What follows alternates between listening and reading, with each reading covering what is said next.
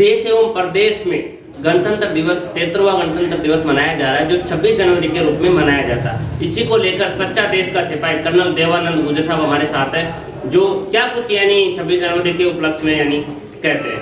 Colonel साहब, गणतंत्र दिवस को किस रूप में मनाया जाता है और शायद ये 26 जनवरी कुछ अलग अंदाज में मनाई जा रही है? जी, सबसे पहले तो मैं आपके साधना चैनल और इन सबको धन्यवाद देना चाहूँगा कि मुझे आपने मौका दिया मेरी बात रखने का देश के सामने, नागरिकों के सामने। और आज इस पावन अवसर पर मैं देशवासियों को, आप सबको बधाई देना चाहूँगा 73वें गणतंत्र दिवस की।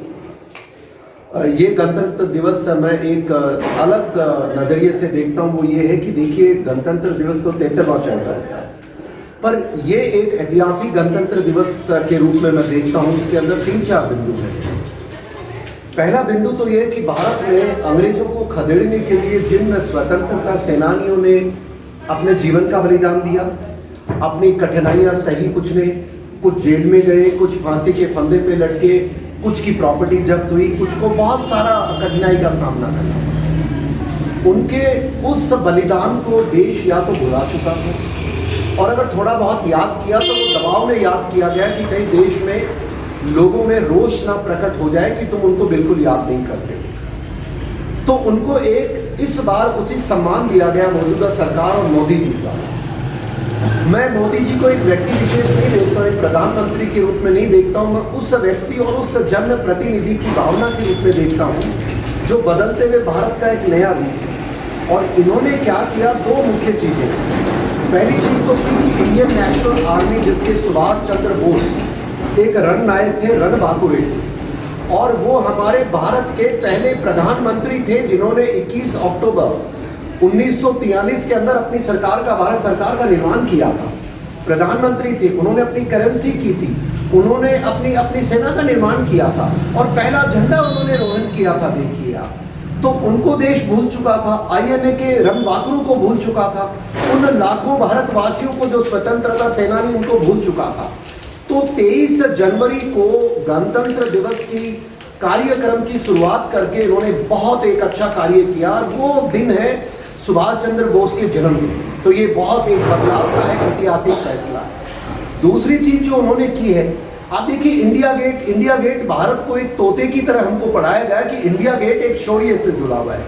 अरे भाई, कौन सा शौर्य है उसमें, आप बताओ। अंग्रेजों ने किंग जॉर्ज पंचम, जिसको 5वां कहते हैं, उसका कोरोनेशन, उसका राज तिलक राज अभिषेक जो कहते हैं, वो दिल्ली के आज के इंडिया गेट के इलाके में, जिसको हम कोरोनेशन पार्क का भी नाम देते हैं, उस इलाके में किया गया था। वो गुलामी मानसिकता का एक प्रतीक था, जिसको देशवासियों को ऐसे बढ़ा चढ़ा के बताया गया कि तुम्हारा देश का सम्मान इसमें है। मैं तो कहता हूँ मोदी जी आपने बड़ा अच्छा किया, जिस कैनोपी में उस जॉर्ज पंचम की जो मूर्ति थी 1960 के दशक में, जब देश में रोष आया कि गुलामी की मानसिकता के जो प्रतीक चिन्ह उनको हटाया जाए, और उस पंचम की मूर्ति को भी उखाड़ के फेंक दिया। उसके बाद डिबेट हुई, गांधी की लगे, मोहनदास गांधी जी की लगे, या और किसी की लगे, पर लोगों में इतना रोष था कि सुभाष बाबू की मूर्ति लगाने की उनकी इच्छा थी। और देखिए सच्चाई ऐसे होती है। अब इस 26 जनवरी पर मोदी जी ने वहां पर उस कैनोपी के अंदर जॉर्ज पंचम की जगह असली भारत के पहले प्रधानमंत्री, असली भारत के रणनायक, जिसने अंग्रेजों को भारत छोड़ने पे मजबूर किया। हमें पढ़ाया जाता है दे दी आजादी खड़क डाल, पता नहीं कौन सी एक कविता है, मैंने भी पढ़ी, पर मैं उससे कदाचित भी समर्थन में नहीं हूं। क्यों? क्योंकि देखिए क्लेमेंट एटली जो प्रधानमंत्री थे, जिसने हमारे देश में जब आज़ादी, जिसको आप नाम देते हैं, मैं तो कहता हूं कि वो दिन हमारे विभाजन का दिवस था। मेरे लिए दुख का देश था कि हमारे देश के टुकड़े कर दिए, कमजोर कर दिया। लेकिन चलिए वो कहानी अलग है। तो जब क्लेमेंट एटली आते हैं 1954 में भारत में यात्रा पे, बंगाल के गवर्नर के पास, चटर्जी साहब के पास वो बैठे, तो उन्होंने उनसे सवाल पूछा कि क्लेमेंट एटली साहब आप ये बताएं कि भारत के जो उस समय जितने भी एजिटेशन हुए, उन एजिटेशन में तो कभी उनको सफलता मिली नहीं, आपने सबको क्रश कर दिया था। इवन क्विट इंडिया मूवमेंट भी जो गांधी जी ने शुरू किया था, उसको भी दबा दिया था। तो आपको ऐसा क्या कारण था कि आपको भारत छोड़ना पड़ा? उसने कहा only one reason, Subhash Chandra Bose and Indian National Army, ये उनके शब्द थे। क्यों थे मैं आपको बताता हूँ। देखिए सुभाष चंद्र बोस और इंडियन नेशनल आर्मी उस समय जो 40 लाख, हमारी 25 लाख जो गुलाम भारत की सेना थी, जो अंग्रेजी शासक के आदेश लिया करती थी, गुलाम भारत की एक सेना थी, और सिर्फ 40,000 मात्र अंग्रेज थे, जिसमें कुछ सैनिक थे, कुछ उनके अधिकारी थे, जो हम सबको गुलाम बनाने का एक प्रचंड उन्होंने नेटवर्क बना रखा था। जब सुभाष बाबू ने सेकेंड वर्ल्ड वॉर में, जब 43 में जापान की मदद से सरकार बनाई, दुनिया के 11 देशों ने सुभाष बाबू को प्रधानमंत्री स्वीकार किया, भारत की सरकार स्वीकार की, उनका झंडारोहण हुआ, अंडमान निकोबार में हमारा झंडा फहराया गया। तो जब ये सारी चीजें हुई, तो जब उन्होंने जापानीज के साथ मिलके, दुर्भाग्य ये रहा कि सेकेंड वर्ल्ड वॉर में जापान की हार हो जाती है और सुभाष बाबू की भी हार हो जाती है, जिसके कारण एक तरह ये माहौल खत्म हो गया। लेकिन देखिए, आईएनए के जब अंग्रेजों ने हमारे सैनिकों को पकड़ करके उनकी दिल्ली के लाल किला में ट्रायल करने लगे, तो म्यूटनी शुरू हो गई और अंग्रेज एक्चुअली डर गए कि ये 25 लाख अगर भारतीय सैनिक महसूस करने लगे, हम 40,000 की तो बोटी बोटी काट खाएंगे ही। नेवी में म्यूटनी होगी, आर्मी में होगी, और ये अंग्रेज छोड़ने का जो प्लान कर रहे थे भारत का, सन 48 का था, पर इस डर के मारे उनको 47 में करना पड़ा, जिसको सम्मान इन रणबांकुरों का आज मोदी जी ने दिया, इसलिए मैं इसको ऐतिहासिक मानता हूं। नंबर 2, तीसरा, आप देखिए, सेना हमारी भारतीय सेना है, रणबांकुरे हैं। सारे इतिहास के अंदर आप चले जाइए, राइट, हजारों वर्षों से सेना एक सिस्टम का एक आदमी होता है जो सरकार की आदेश की पालना करता है, उसका और कोई रोल नहीं है। जितनी अच्छी तैयारी भारतीय सैनिक करते हैं, क्योंकि हमें एक अपने देश के प्रति, अब वो देश किस तरह, ये चर्चा का अलग विषय है, पर हमारी जो भावना थी, हम सदैव तैयार थे। कर्नल साहब, मैं रोकना चाहूंगा इसी बीच आपको कि एक सोशल मीडिया पे वीडियो वायरल हो रहा है, जो आर्मी के एक जवान ही है, उनका कहना है कि मोदी जी आप हमें छुट्टी दो, मोदी जी आप हमें यानी परमिशन दो, ताकि हमारे साथ जो यानी खाने खाते वक्त जो फायरिंग की जाती है, जो देशद्रोही जो होते हैं उनके माध्यम से हमला किया जाता है।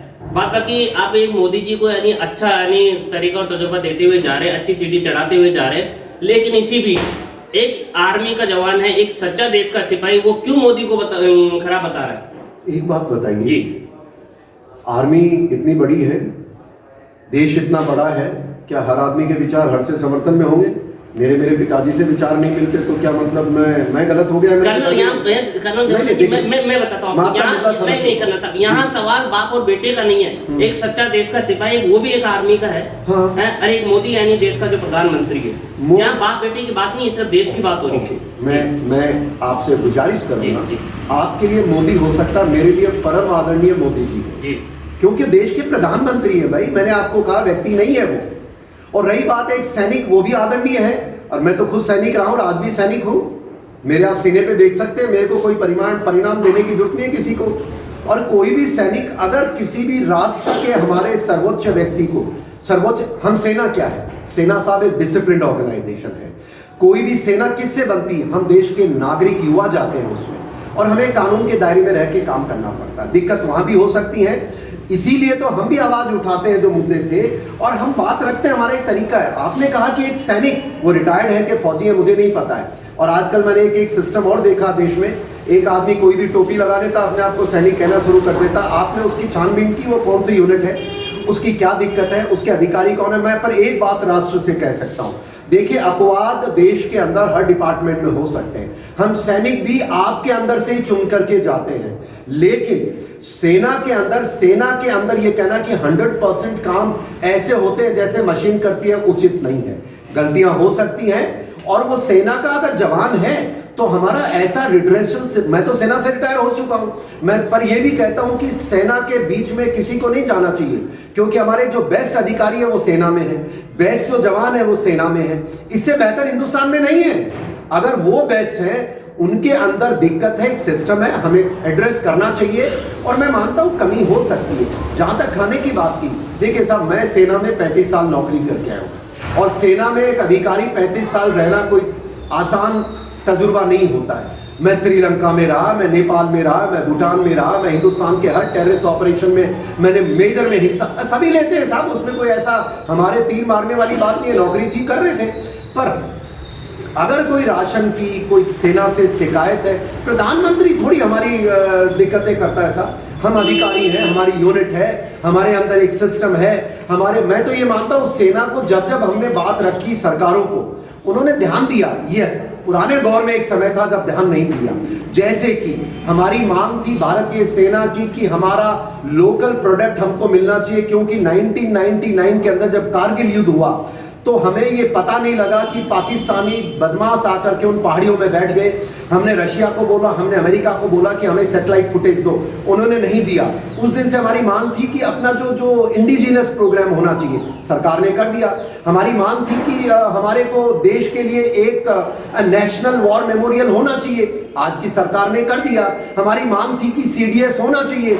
जो लोग, कई राजनेता डरते थे कि अगर एक आदमी को पावरफुल बना दिया कल कहीं वो तख्ता पलट कर दे, पर आपके नागरिकों ने फैसला किया, आज की सरकार ने फैसला किया। हमारी मांग थी, देश की मांग थी कि महिलाओं का हम ढिंडोरा पीटते थे कि महिला हमारी ये, पर भारतीय सेना में लड़कियों को परमानेंट कमीशन तक नहीं दिया जाता था। हमने मांग रखी, पूर्व सैनिक का मांग रख सकते हैं, सेना के अंदर मेरे डिसिप्लिन है, मेरे कानून है, बात रखी। मोदी जी आपका अभिनंदन, इन्होंने हमारी महिलाओं को परमानेंट कमीशन दिया। यस कर्नल साहब, मैं एक सवाल और कर रहा हूँ जी, बिल्कुल करिए। जिस समय जब आप आर्मी में थे, 35 साल आपने नौकरी की, ठीक है। दूसरी बात, उस समय धारा 370 लगी हुई थी, बिल्कुल लगी। धारा 370 यानी जो मोदी, जो देश के प्रधानमंत्री नरेंद्र मोदी जी है, उनके द्वारा जो धारा 370 हटाई गई है, उससे यानी आर्मी के जो जवान है, सच्चे जो सिपाही, उनको क्या कुछ मिला? देखिए साहब, मैं एक चीज देशवासियों को बता दूं, 370 वो एक ऐसी धारा थी जो देश के विभाजन के समय ही एक अलग देश बनाने की मानसिकता के साथ तैयार की गई। अब मैं डिबेट किससे करूं, कोई मेरे पास जवाब देने वाला नहीं है। डिबेट है ना, है डिबेट आपके बगल में, यानी बीजेपी नहीं कोई बात, मीडिया प्रभारी है, वो भी आपके साथ ही है। बीजेपी कांग्रेस नहीं, मैं उन लोगों की बात कर रहा हूं जिन्होंने ये रणनीति बनाई थी कि भारत के टुकड़े, अगर आप, मैं देशवासियों को बता दूं, जितना मेरा इतिहास है, अंग्रेज कभी खुशी से देश छोड़ के नहीं गए। अंग्रेज कभी भी भारत को मजबूत भारत छोड़ के नहीं देना चाहते थे। उनकी इच्छा थी हिंदुस्तान, पाकिस्तान मुसलमानों का, दलिस्तान का, शेड्यूल ट्राइब का, और क्रिश्चियंस का। और वो ये चाहते थे कि भारत के अंदर इतने भारत बन जाए कि ये 2-4 साल पर लड़ाई झगड़ा करके हम वापस आ जाएं। ये तो मानसिकता उनकी थी। अब आपने जो सवाल पूछा, मैं वापस डिबेट हो गया, क्या सवाल क्या था याद करें? जो धारा 300, हाँ, धारा 370 भी उन मानसिकता का परिणाम था, क्योंकि अगर कॉन्स्टिट्यूशन में इनको मिलाना होता तो 370 धारा पहले मिलाई जाती। ये टेम्पररी एंड ट्रांजिशनल फेज बनाई गई थी, और इसको बनाने के पीछे जो मैं मानता हूं, मैं बहुत क्लियर हूं, मैंने बहुत बार कहा है कि इसकी मानसिकता इनकी ये थी कि भारत की पार्लियामेंट के कानून कश्मीर में नहीं चले, और समय के साथ उसका इस्लामीकरण करते हुए पाकिस्तान के साथ उस मिलाने का काम हो। क्यों? क्योंकि गिलगिट और एक बाल्टिस्तान ऐसी जगह है जो सामरिक दृष्टि से दुनिया में 1931 के अंदर अंग्रेजों ने पूरी कोशिश की थी हिंदुस्तान के कश्मीर महाराजा के खिलाफ काम करके, और वो उन्होंने ले लिया था।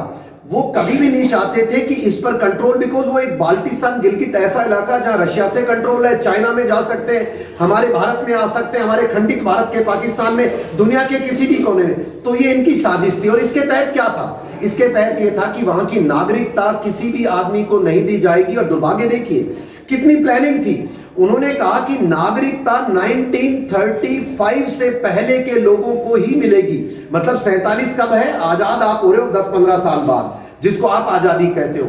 ये मानसिकता बड़ी प्लानिंग के साथ थी कि यहां पर वहां के जो लोग हैं पाकिस्तान, और जो इस्लामीकरण वाले लोग थे, वो चाहते थे कि 370 के आड़ में भारत की पार्लियामेंट जो कानून पास करे। क्यों 370 के आड़ में? मैं अभी आपको बता रहा था कि शेड्यूल ट्राइब राइट्स थे, एसटी राइट्स थे। कश्मीर के अंदर 25 लाख गुजर बकरवाल हैं जिनको एसटी राइट्स दिए गए। 370 की आड़ में उनको 2019 में मिले, जब 370 हटा। भारत के वहां पर जो लोग सैनिक रहते थे, उन सैनिक के अंत्येष्टि के लिए भी जमीन, वो कश्मीरी सरकार जो थी, एनसी को, पीडीपी, नामों से कोई फर्क नहीं पड़ता है साहब, वो 370 की सरकारें थी। परिवार हो या नहीं हो, डजंट मैटर। सैनिक को नहीं था। गुरखे थे बहुत सारे, करीब 5000 गुरखे महाराजा की आर्मी में थे, उनको नागरिकता नहीं दी गई। कश्मीर के अंदर एक बार जब ये सफाई कर्मचारियों ने हड़ताल कर दी थी, तब पंजाब से हमारे जो सफाई कर्मचारी वहां गए थे, उनको भी कभी उन्होंने नागरिकता नहीं दिया। अब आप कहेंगे साहब नागरिकता में क्या है? नागरिकता में ये है कि वहां के जो नागरिक कश्मीर के नागरिक नहीं थे, उनको वहां पर नौकरी नहीं मिल सकती सरकारी, वहां पर उनको कोई जो सरकारी फैसिलिटीज है वो नहीं मिल सकती। जैसे एक लड़की थी जो सफाई कर्मचारी की, अब वो उसने डॉक्टरेट करने के बाद जो डॉक्टर लगने लगी, तो उसको कहा कि नहीं तुम मेलाइड होगे, तुम यहाँ पर डॉक्टर नहीं बन सकते हो। क्यों? क्योंकि तुम यहाँ की नागरिक नहीं हो।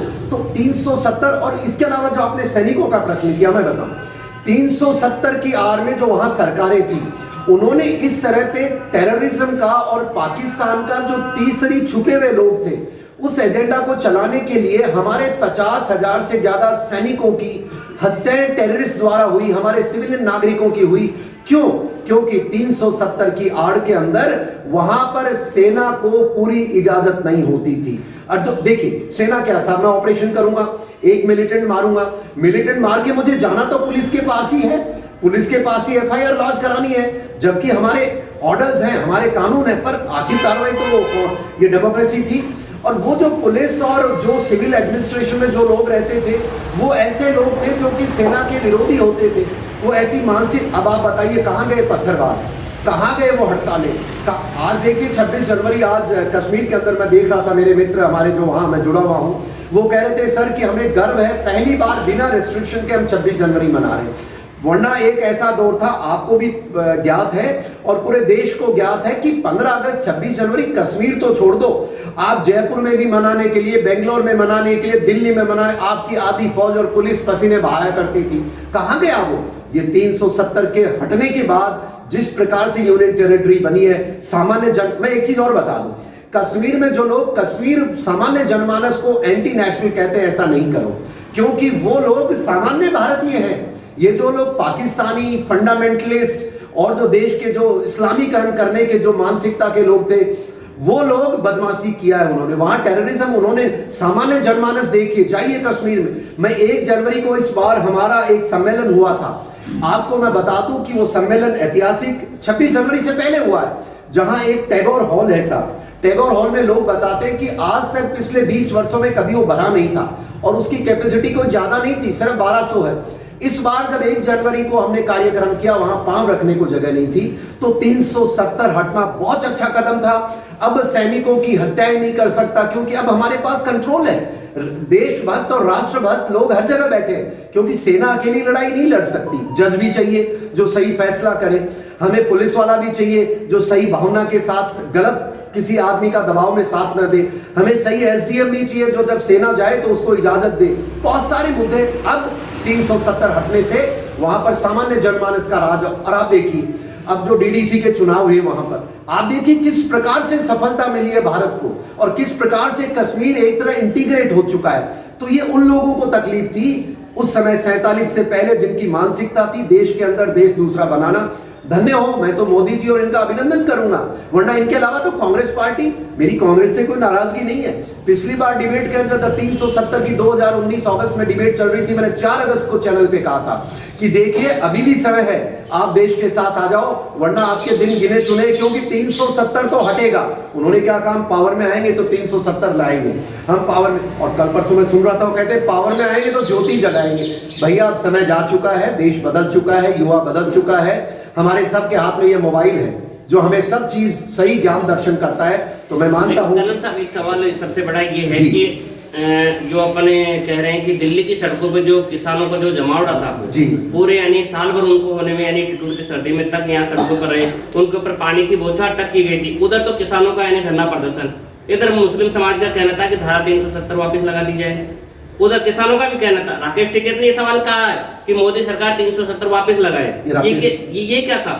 ये राकेश टिकैत साहब कौन है पहले ये किसानों का यानी लीडर है। अरे साहब क्या बातें कर रहे हो, इस देश के अंदर आप ऐसे नहीं, इधर मुस्लिम भी पुकार कर रहे थे, उन्हीं के साथ उनका मुस्लिम का क्या लेने देना, भारत देश में हर धर्म है। मुस्लिम कल पुकार कहेगा मैं पाकिस्तान बनाना, तो चले जाओ जिसको जो करना। तो नहीं, से मुस्लिम समाज को क्या नुकसान है? नहीं, कोई नुकसान नहीं है। कश्मीर में आज अरे साहब मैं आपको बता रहा हूँ, मैं देशवासियों को बता दूं, मैं गुर्जर महासभा, हमारी 25 लाख गुर्जर है कश्मीर में, और वो सारों ने 370 हटाने का समर्थन किया है। आप देख लीजिए, फुटेज निकाल के टाइप कर ले गूगल पे जा करके। तो ऐसा मत कहिए, ये मुसलमान को बदनाम करने की साजिश है। मुसलमान का देश से क्या लेना देना है भाई, वो तो नागरिक है हमारा। नहीं, गूगल पे तो मैंने अभी कल ही सर्च किया कि सुनिए साहब, कल मैंने गूगल पे सर्च किया कि गुर्जर को ढूंढने में क्या किया जाए, तो गूगल कह रहा है कि गुर्जर को सर्च करने से पहले औकात में रह जाए। देखिए साहब, मैं नहीं गूगल की बात है। देखिए मैं ये बहुत बड़ी चर्चा है। देखिए साहब, मैं तो बहुत छोटा सामान्य व्यक्ति हूँ, मैं तो यही कर सकता हूँ, एक पॉजिटिव मैसेज, पॉजिटिव कार्य। लोग आएंगे जाएंगे, पर अंततः विजय सत्य की होगी, अंततः विजय हमारे राष्ट्र हित की होगी। और राष्ट्र, जैसे आपने किसानों का नाम लिया, अरे साहब किसान की समस्या है, सरकार ने सुनी थी, सरकार का काम है सुनना। मैं तो खुद किसान हूं, पर मैं उन किसानों के समर्थन में कभी न था, न हूं जिन्होंने नारे लगाए इंदिरा तेरे को ठोका अब तेरे को ठोकर हूं। मैं उन किसानों के कभी भी समर्थक नहीं था जिन्होंने भिंडर वाले के पोस्टर लेकर के वहां गए। मैं उन किसानों के कभी भी समर्थन में नहीं हूं जो एक निहत्थे, एक नागरिक की तलवार से हत्या कर देते हैं। मैं उन किसानों का कभी भी समर्थक नहीं हूं जो किसी नाम से वहां 5 स्टार कल्चर बना करके हमारी महिलाओं के साथ उन्होंने कुछ गलत कार्रवाइयां की। मैं उन किसानों के साथ कभी नहीं हूं जो सामान्य जनमानस का रास्ता रोक करके एक गरीब आदमी को उन्होंने तरसाया। उनकी मांग है, सरकार दूर करेगी, सरकारों का मामला है। और रही आप बात में दूसरी, एक और कई मुसलमान, देखिए ये जो नैरेटिव चलाते हैं ना, ये राजनीतिक लोग चलाते हैं। अरे मुसलमान, हिंदू, क्रिश्चियन, सिख, ईसाई, ये देश तो वो है जो इन सबके लिए पहले भारतीयता है।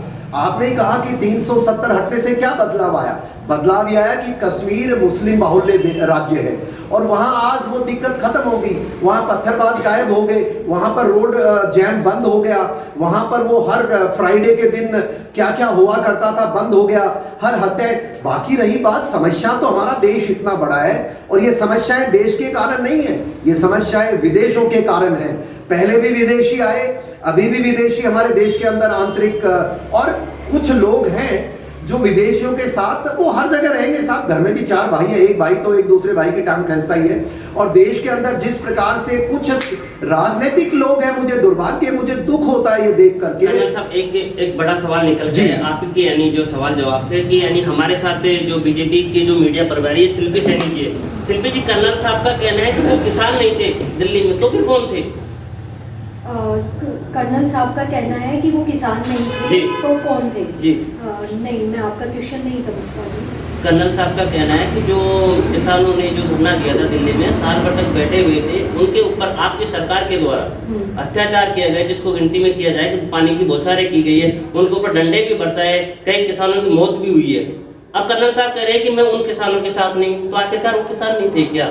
नहीं, कि वो किसान तो थे, क्योंकि उन्होंने इतने दिन अपना जो टाइम लगाया है वो भूख प्यास और जो भी बारिश गर्मी सर्दी तब बैठे हुए थे, तो नो डाउट वो किसान तो थे, क्योंकि उनको अपने अधिकारों के लिए लड़ना था। और कोई भी अगर इतना टाइम दे रहा है और अगर वहाँ पर आकर इतनी तपस्या कर रहा है, इतने कठिन परिश्रम कर रहा है, तो वो किसान तो थे। नहीं, किसान थे तो जो देश के जो प्रधानमंत्री नरेंद्र मोदी जी ने आखिरकार किसानों की बातें मानी, तो साल भर पहले क्यों नहीं मानी?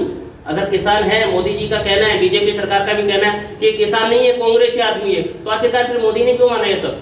जो देश के प्रधानमंत्री है, और आपका भी कहना है कि किसान है, उधर कर्नल साहब का कहना है कि मैं ऐसे किसानों के साथ नहीं हूँ, क्या कुछ कहेंगे? मैं तो बिल्कुल नहीं, बिल्कुल मैं कह रही हूँ कि हर चीज का एक प्रोसेस होता है। ऐसा नहीं है कि कल उन्होंने अपना स्टार्ट किया बोलना और मान ली जाए, क्योंकि मोदी जी जो है वो बिल्कुल ही सोच समझकर हर कार्य करते हैं, हर चीज का निर्णय तभी लेते हैं जब उस चीज का वक्त आता है, और बहुत अच्छे से जब हम उस चीज को कैसे टेकल कर सकते हैं वो मोदी जी से ज़्यादा हम लोग नहीं जान सकते हैं। तो मैं उनकी इस चीज़ का समर्थन करती हूँ, जब उनके पास वक्त आया, जब उनको समय मिला, जब उन्होंने सोचा कि ये सही समय है निर्णय लेने का, तब उन्होंने निर्णय लिया। नहीं, ये बात आपकी ठीक है, लेकिन साथ ही साथ ये भी आपका कहना है कि वो किसान है। बात बाकी फिर उन्होंने लाल किले पे झंडा पहनाने से क्यों रोका? क्या किसान देश का ऐसा करता है? नहीं, बताइए आप। नहीं, क्योंकि अगर वो वहाँ पर इतनी तपस्या कर रहे, इतना कठिन परिश्रम कर रहे, तो कहीं ना कहीं वो किसान तो है। क्योंकि अगर वो किसान नहीं होते तो उनको क्या मतलब था इतना वहाँ पर जाके इतना भूख प्यास बारिश में वहाँ रुकने का? अभी मैं बता दूं तो हमारे साथ पीछे जनता भी बैठी हुई है। रोहित जी, क्या कुछ किसान ऐसे करते हैं कि झंडा पहनाने से रोकते हैं देश का झंडा?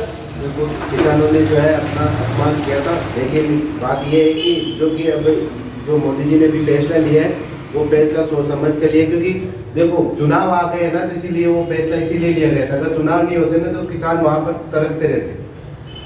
अच्छा, मैं एक बात पूछना जी, चाहूँगा जी, जी, देशवासियों से। जी।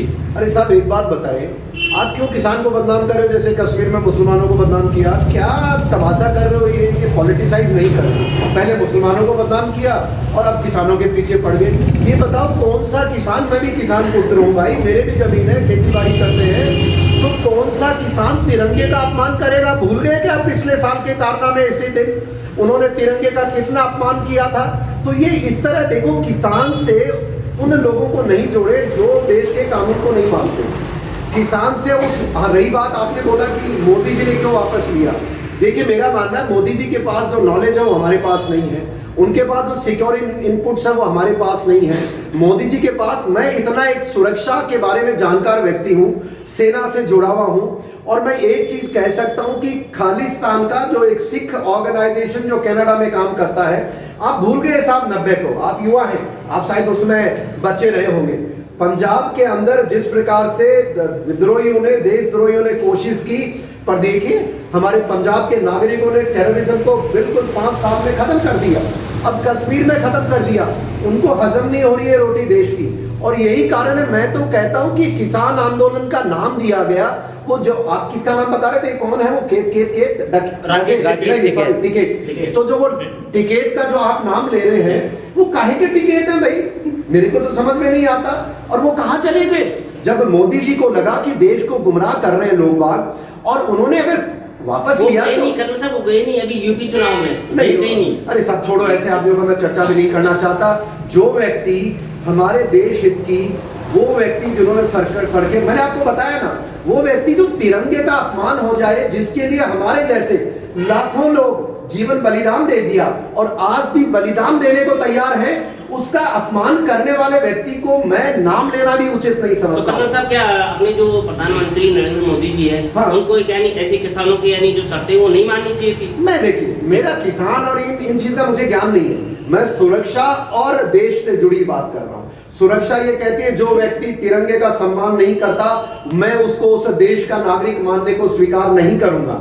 और इस 26 जनवरी के पर्व पर कह रहा हूं, ऐसे व्यक्ति को देश का नागरिक होने का हक नहीं है जो तिरंगे का अपमान करे, क्योंकि तिरंगा हमारी आन है, बान है और शान है। रही बात उनकी टिकैत साहब की बात, देखिए चुनाव आएंगे, जनता उनको दिखा देगी, नागरिक जानते हैं कौन सही है। यस, किसानों के अगर दिक्कत होगी तभी शायद मोदी जी ने फैसला लिया होगा, उसकी चर्चा मुझे नॉलेज नहीं है कि क्या बैकग्राउंड है।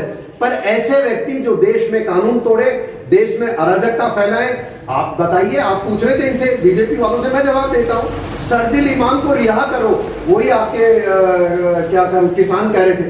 किसान का शर्जील इमाम जैसे गद्दार से क्या लेना देना है, जो कहता है कि देश के टुकड़े कर दो, जो कहता है हमारे ईस्ट के अंदर कलकत्ता में हमें 1 लाख मुसलमान दे दो, मैं रास्ता। ऐसे बदमाशों को क्यों पब्लिसिटी दे रहे हो? अच्छा है वो जेल के अंदर है, मैं कहता हूं सड़ने दो उसको।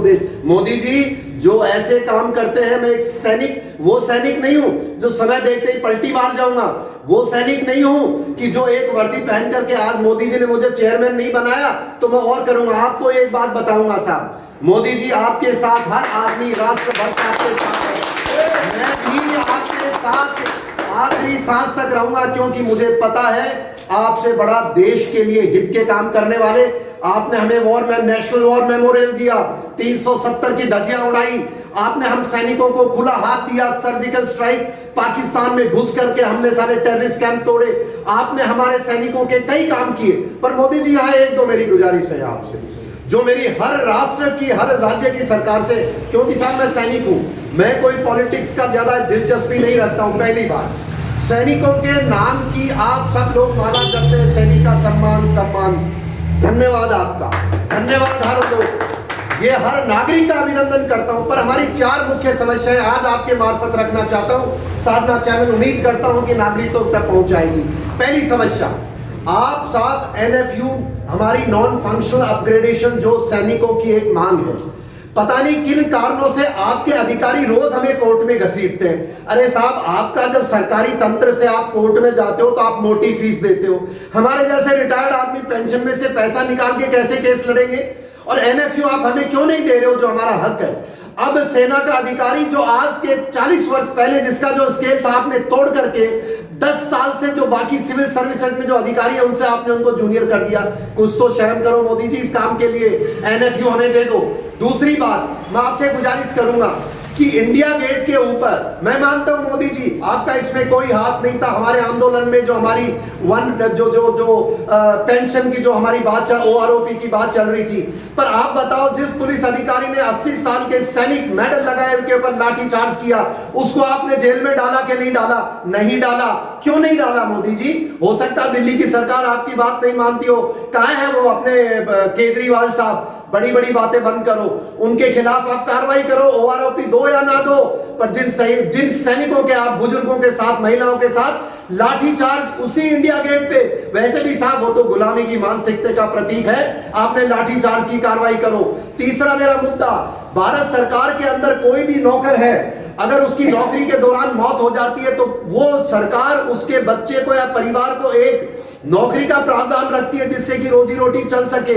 आप बताओ, हमारे सेना के लिए बड़े बड़े गुण गाते हो, आप हमारा सम्मान करते हो, तो हमारे सैनिक को नौकरी क्यों नहीं फिक्स है? आप तो कह देते हो कि भाई जो लड़ाई में योद्धा मारा गया उसके लिए आप थोड़ा बहुत हमारे को ड्रामाबाजी चलती है, पर जो सामान्य मर जाता है बेचारा उसको तो कोई पूछता भी नहीं है। कानून पारित करो कि कोई भी सैनिक अगर सेना की नौकरी के दौरान उसका निधन हो जाता है तो उसके परिवार को अनुकंपा नौकरी फिक्स की जाएगी। और स्टेट गवर्नमेंट पे मत डालिए, आपकी आदत है राजनेताओं की, सेंटर स्टेट पे, स्टेट सेंटर पे। आप सेंट्रल गवर्नमेंट के कर्मचारी है सेना, तो सेना की अगर कोई मौत हो जाती है कर्मचारी की तो उसके लिए अनुकंपा नौकरी सेंट्रल गवर्नमेंट दे, ऐसा कानून पारित करे, ऐसी मेरी गुजारिश है। और इसके बाद राजस्थान गवर्नमेंट पे आप आ जाइए साहब। राजस्थान गवर्नमेंट में रेक्सो नाम का ऑर्गेनाइजेशन है जो मात्र 11,000 में सैनिक अधिकारी का शोषण करती है। गहलोत जी, इंडिविजुअली मैं आपका सम्मान करता हूं, आपने जिस प्रकार से राजस्थान में करप्शन फ्री राजस्थान की पहल की है, लेकिन आपके जो अधिकारी हैं सैनिकों की, हमारे जैसे पूर्व सैनिकों को आप क्यों नहीं मिलते हैं? आप ये बताओ। आपने इस रेक्सो जैसे, अरे नॉर्मल मिनिमम वेजेज एक मजदूर कमाता है 25,000 और आप सरकार हैं, आप सैनिक का शोषण करते हैं, एक तरफ ढिंडोरा पीटते हैं सैनिक सैनिक सैनिक। ये हमारा आपको बंद करना चाहिए। और लास्टली, सैनिकों के सम्मान में आज पूरा देश खड़ा हुआ है। नागरिकों से मेरी गुजारिश है, राजनेताओं से नहीं है क्योंकि वो सुनते ही नहीं हमारी कोई बातचीत को, तो मेरी आपसे गुजारिश है कि जैसे सैनिक हमारे, उनका सम्मान, जैसे विक्टोरिया क्रॉस कमल राम जी हैं, यहाँ राजस्थान के हैं, उनके नाम पर हम चिट्ठियां लिख रहे हैं। गहलोत सरकार आपको, गहलोत जी आपको, आपके वो देवाराम जी हैं, उनसे हम ऑफिस में जाके गुजारिश कर ली मिलवा दो, तो उनका सम्मान कब मिलेगा? विक्टोरिया क्रॉस, उसके गांव में आज तक उसकी मूर्ति नहीं है, और कमला राम जी के नाम से उनके गांव में कॉलेज नहीं है। विक्टोरिया क्रॉस जैसे सम्मानित व्यक्ति, भारत के पहले 7 वीर चक्र योद्धाओं में से दादाई जी हैं झुंझुनू के, उनके नाम की झुंझुनू कलेक्टर को हमने चिट्ठी लिख के दे रखी है। और हमारे वहां जितेंद्र जी ने हमें आश्वासन दिया था कि हम बनवाएं, उनके नाम का मार्ग नहीं है। तो ये जो सैनिकों की समस्याएं हैं, अगर राजनीति करनी है राजनेताओं को तो ये मत करो कि जो हमारी लो है, जो हमारी जो ज्योति चल रही थी उसको मर्ज क्यों कर रहे हो? हमारी समस्याओं पे आप राजनीति करो, हमें गर्व रहेगा। और फिर एक लास्ट बात, हमारी समस्या है हल करो या ना करो, पर तिरंगे के लिए आन बान शान में हम सदैव रहेंगे। और मोदी जी, आपके लिए तो हम ताउम्र आपके लिए हाजिर हैं, क्योंकि आपसे बढ़िया हमारे को कोई देशवासी नहीं मिलेगा जो इस तरह देश के लिए तिरंगे के आन बान शान में काम करेगा। Thank you very much. यहाँ पे अभी ये आपको पता है शिल्पी जी की, यानी कर्नल साहब ने, यानी जो राजस्थान के मुख्यमंत्री अशोक गहलोत का स्वागत किया है, आप किस नजरिया से देखते हैं? क्योंकि आए दिन बेटियों के साथ यानी रेप जैसी घटनाएं सामने आ रही है और कर्नल साहब उनका स्वागत कर रहे हैं, क्या कुछ कहोगे आप बीजेपी की मीडिया प्रोवाइडर होने के नाते? नहीं, जो भी अभी समाज में जो भी घटना घटित हो रही है वो बिल्कुल शर्मनाक है। जो अलवर की दर्द से हम उबर भी नहीं पाते, उससे पहले भीलवाड़ा की घटना होना, वो भी राष्ट्रीय बालिका दिवस पर, ये समाज को गर्त में लेके जा रहा है और इसके लिए कोई ठोस कार्रवाई नहीं की जा रही है।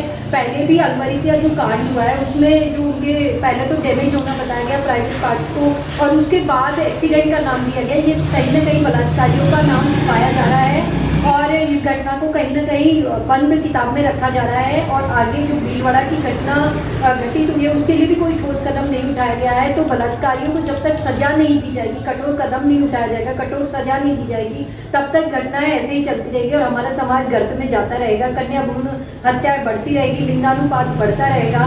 तो यही गुजारिश है कि प्लीज़ इनको, दोषियों को सजा दी जाए कठोर से कठोर। तो आपने देखा और सोचा और समझा।